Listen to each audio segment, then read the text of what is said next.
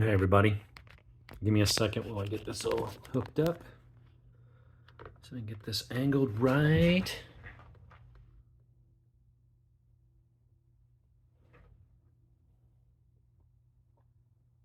Sort of looks straight. So today is happy birthday to me. Sold a couple of my handguns. What did I sell? Sold Ruger GP 100. I don't need two 357s. I decided to keep the Chiappa Rhino. It's a much cooler gun. And then something else. Oh, my GSG 16, and I've got an AR for sale anyway. So what I ended up going and buying, took the cash, took my monies, my proceeds, and I went and got something kind of cool. Now, before I get into that, this is my 1911. It's the only one that I've actually got left. This is a Springfield M1911A1. Quick safety check. Nothing, no bullets. This is Springfield loaded, just their standard stainless, kind of no frills, but does have, the extended beaver tail, the extended safety. Same thing with, I think, the whatchamacallit. Whatever. It's one of those days where my brain's not quite working. Getting over a cold, so my brain's not still quite fully up to par. But really nice, good shooting gun. I did change out the grips. This is one that I had bought. This is my first 1911. I bought this 20 years ago. Went to my buddy Joe, who bought it from me. When Joe passed away, his family, needed to sell his guns to friends and family and stuff. And, I'd ask, hey, is there anyone in there that you would want? Because I was helping them catalog everything and check out, all the serial numbers, put everything together. And I stored them for a year while they went through the estate process. And she's like, if you want one of them, is there anyone in particular you'd like just to have from the family for helping us out with this? And because, you were friends with them. And I said, yeah, honestly, this one, although half the guns he had, he bought from me. But this one, I knew was his favorite. And I was like, I want that. I want that back in my collection. So I don't care what happens. I don't care what laws change. This gun is never leaving my collection. I will have this to the day I die. But I went and got something today because my birthday's tomorrow. I'll be 51 years young. And so I sold a couple other guns, took the monies, and we got another Springfield. It is a 1911. The box is pretty straightforward. There's the lock. So what did I get? Well, by virtue of the fact that I had this out, you may conclude that it is another 1911. And you'd be right. So what do we get here? We got a Springfield Ronin in 10 millimeter. So this is the big boy. So everyone thinks of 45 as this big, super powerful. It's kind of nice. All your paperwork, warranty stuff, all that stuff. Put that over there. And so everyone thinks of like the 45 as this big giant man stopper. And the reality is, yeah, it's a big bullet and it's certainly effective. You do not want to be on the receiving end of a 45 ACP. You want to be on the receiving end of a 22. It's a very big, effective bullet. However, it is roughly half the power, half of a 10 millimeter. 10 millimeter, without going too far down into the history and in that rabbit hole, 10 millimeter was developed, I think, in the early 80s to be a real man stopper. Take a bad guy out of the fight. It was developed for law enforcement, FBI, stuff like that. After a couple high-profile shootings where the cops and their 9 millimeters and 38s and whatever they had at the time, they were just outgunned. They weren't able to take down some armed bank robbers with that were armed with rifles. So they wanted something with more pop. So they developed the 10 millimeter. And the problem with it was there was only a couple guns chambered in it at the time. And of those guns, they had too much recoil. They were hard for the average shooter to qualify because of the recoil. And so they said, hey, we need something a little bit less powerful. So they created the Smith & Wesson, 40 Smith & Wesson. They shortened it, less powder, less pressure.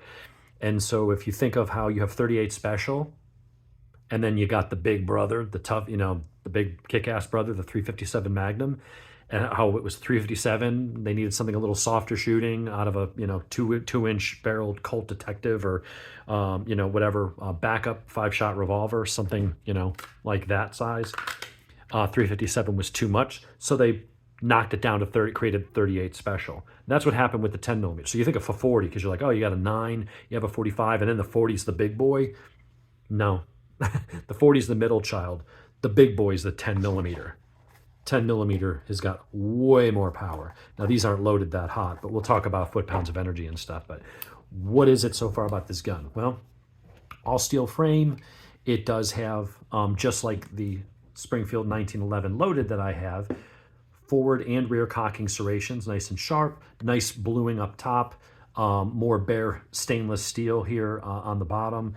It doesn't have knurling on the front, or any kind of jimping or anything like that, but it's more of a rough finish, and then it's got slightly polished, a little bit more of a satin finish on the side, but nice and subdued. Gives it a nice two-tone that's offset by the barrel bushing. Does come with nice 3-dot sights, and you've got that red fiber optic, which is really easy to pick up, plus the 2 white dots in the back.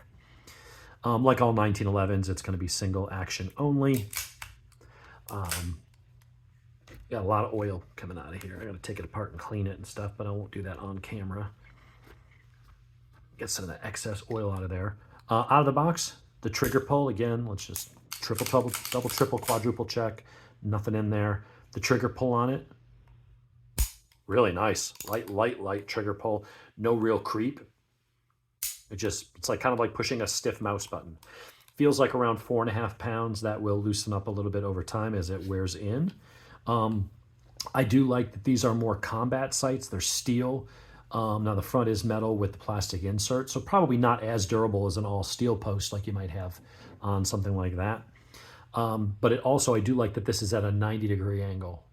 So if you had to rack the slide against a tabletop, against the corner of a door, corner of a wall, if you only had one hand available because you're trying to hold someone at bay, or you're trying to hold, you know, whatever, you could be on the side of a tree or something, you'd be outside, you'd get some bite there to where you can put it against that surface and be able to grab it and rack, as opposed to this being a nice ramp, it would slide off. You really, to rack this, you really need to grab the other hand and do that.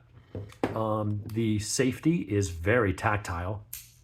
Nice positive engagement. That's one thing on this. The detent is a little mushy. This has got a lot of rounds through it. This needs probably a refresh, a new detent, a new spring, probably even a new guide rod spring. This one, the hammer spring and everything else still seems fine. But I really don't shoot this one that much, to be honest. But you can tell there, it's a little mushy moving up and down. That needs to have that probably. I'm going to take that to a gunsmith and maybe have them go over it, give it a proper cleaning, and replace any springs and things. This being new, nice, positive snap and actuation. Trigger's really good. Sight picture's really nice. I will say the grips are beautiful, but I'm going to take these VZ grips, or whatever brand these were. I'm going to swap and put these on here. Because this gun doesn't get shot a lot, I'm going to put the more classic grips on there, make it look a little bit more traditional. Being that this is 10 millimeter and is going to have a lot more oomph, I want these thicker, slightly more, well, definitely more aggressive, grippy, because this thing's going to want to squirm and jump in your hand. 10 millimeters, no joke. Now these rounds right here, get out a calculator over here so I can do a little couple calculations.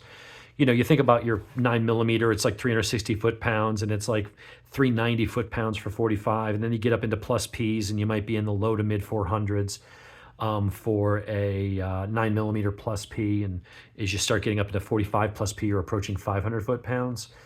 Like some of the Underwood and Buffalo bore that are full 10 millimeter loads, the original loadings that 10 millimeter was designed around, you're pushing 700 foot-pounds.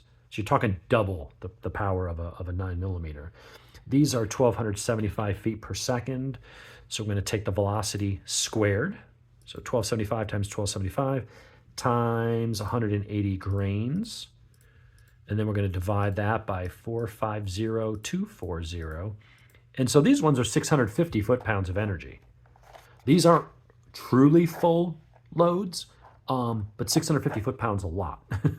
So you're up in you're up in hot 357 Magnum territory. So, and you can get these hotter with bigger bullets. So when you get up around 700 with like a 200 grain bullet, hard cast, that's the kind of stuff you can hunt brown and black bear with. I don't know if you want to go out and hunt them with a handgun, but certainly as a backup weapon, if you are out in the woods hunting bear or boar or anything like that, I would feel way more comfortable with something like this than I would with a 9mm or 40 or even the 45. Could you kill something with that? Of course. But if you're dealing with any kind of dangerous game, I would much rather dispatch them with something like a 10mm. Now, of course, I have 357 Magnums. I have 44 Magnums, and those do offer, well, at least the 44 is going to offer a lot more power, but that's a 6-shot. Got a long trigger pull. Here you've got, what do these things carry anyway? Like 6 plus 1, 7 plus 1, 8 plus, I think it's still an 8 round. Yeah, because it's almost the same as a 45. So I believe it's 8 plus 1, plus fast mag swaps, as opposed to reloading a revolver. So if I was going to be out in an area where it was like potentially dangerous game, I would prefer to have the 10mm just because it's a little bit more compact, easier to carry than a full-size 44 mag, and I get a few more rounds, and I have much quicker reloads. Drop a mag, slap a new one in, hit the mag release or the slide release, and keep going. I feel like that gives me a better balance of firepower and accuracy and all of that. Now, what I would love to see is I would love to see a lever action rifle in 10mm. That would be the bomb. They're doing it in 357. They're doing it in 44. I have the feeling because those are rimmed cartridges and this is a pistol caliber, it's not as easy to do. But man, that would be great to have a 10mm 16-inch carbine in a lever action. That'd be perfect for pigs and deer and stuff like that. But for now, that's, I'll take it. So what I'm going to do is I'm going to switch these grips out. I'm going to put these over here. I think that'll look nice and certainly give me more grip. And I'm going to get this to the range. I'm not going to be able to do it this week. I've had some stuff come up with work. We won't be able to sneak away at lunchtime to do that. I'll have to do it maybe next week if my schedule allows. But that is the new Ronin. Really, really nice fit and finish. It's a Springfield, It's an 800 and, what was it, 839? Or maybe it was 800 on the dot. Something like that. It was around, yeah, it was 8, I think it was 799. So for a brand new Springfield, it did only come with one mag, so I'll have to go order some other mags, but that's fine. You can pick them up, not that much. And now I got to start stocking up on 10mm ammo. There is that. But it's not a gun I'm going to put a lot of rounds through, so it's not like I need thousands of rounds like I do, excuse me, in 9mm or, 223 and some of my other, calibers that I shoot a lot more. I could probably just have a couple hundred rounds and that'll be all I'll ever need. But that is going to be a very nice addition into the collection. Really like the sights. I almost got the Desert Eagle, which I believe is made by Bull Armory. The trigger was lighter, and it was all blued, and it came with a really cool fixed blade knife, and it was only $100 more. The reason I didn't go with it, the action on it was amazing, better than a Kimber. I mean, right out of the box, it was like it was on glass. But it had just plain old sights like these with no posts, no nothing on it. And honestly, these are great if you're shooting at something like a white paper target. But for a gun I'm going to use to potentially hunt or even carry at some point maybe, having the 3-dot system is better. So the other gun would have been $100 more, and then I would have had to upgrade the sights. It did have nicer grips. I'll give it that. But then it didn't have, the trigger pull was lighter, but it wasn't crisp. It felt mushy. And that was one thing that I liked about this was, yeah, it was a little harder, but it's still a light trigger. It's a 1911 and it's a quality name brand, but it was just a nice crisp, no creep. The other one was just kind of like it went off and it just felt a little spongy, a little mushy. And something like this where it's noticeably has like an extra pound and a quarter pull, that will smooth out and lighten up. If your trigger's already mushy out of the box, it's not going to ever get better, So I'm going with nice, crisp, very distinct and tactile, knowing that 4.5 pound might lighten up towards 4 pound after a few hundred rounds. That's only going to get better. So that is the Ronin. Weight and specs, you can get that off the website. It's a standard 1911. It's not a lightweight. And honestly, in a 10mm, I mean, it'd be nice to have like a commander size or something lighter, because then you go, well, I could carry that. But the reality is with a 10mm, it's going to be a bit of a handful. It's going to thump. especially with those full power loadings. These are pretty good. 650 foot-pounds is nothing to sneeze at. Do a quick bullet size comparison or see how that looks next to a 45. So we got a 45 ACP here. You know, you look at it and you think, well, the 45 looks bigger. Yeah, it's got a bigger diameter. And overall, it's the same length. But these are not the same. This is a nice, big, fat, slow bullet. This is a still pretty fat. And that's a smaller one. That's 180 grain. That's about the smaller end of the 10 millimeter. Typically, you're going to be at the 200 and 220 grain instead of 230 here. So you're going to be up closer to this weight, but you're going to have like an extra 400 feet a second. I mean, it's a significant difference. That's a 180 grain bullet traveling at 1275 FPS. But when you get up to the underwoods and stuff, and you're up to like 1300 plus feet per second in a 200 grain bullet, that is going to put a hurting on a piggy or whatever it is that you're hunting. So that is my new Ronin. I'm going to go ahead and get to switching out the grips. I'm not going to do it on camera because YouTube gets all weird about that kind of stuff. So what I will do is I'll make the thumbnail, the picture. I'll put this grip over here on this one. But yeah, so I got my old standby that I'll probably give to a gunsmith and say, hey, just clean it up and replace some springs and make it nice and new again. And that's going to sit there, and that's going to be, even though I've got it, that's always going to be Joey's piece. And then the one I'm going to take to the range and actually use and maybe have as a sidearm when I'm down there with Officer Mike hunting pigs on his property. I'll take my 44 mag lever action, and maybe as my backup instead of the revolver, I'll bring this bad boy. If I can get up close enough to a pig, I think it'd be kind of cool to take it with a sidearm instead of a rifle. Anyway, folks, that is your 15-minute review. Ooh, almost 17 minutes. So we went a little over, but there's some cool stuff here. Anyway, that is the new Ronin in 10 millimeter.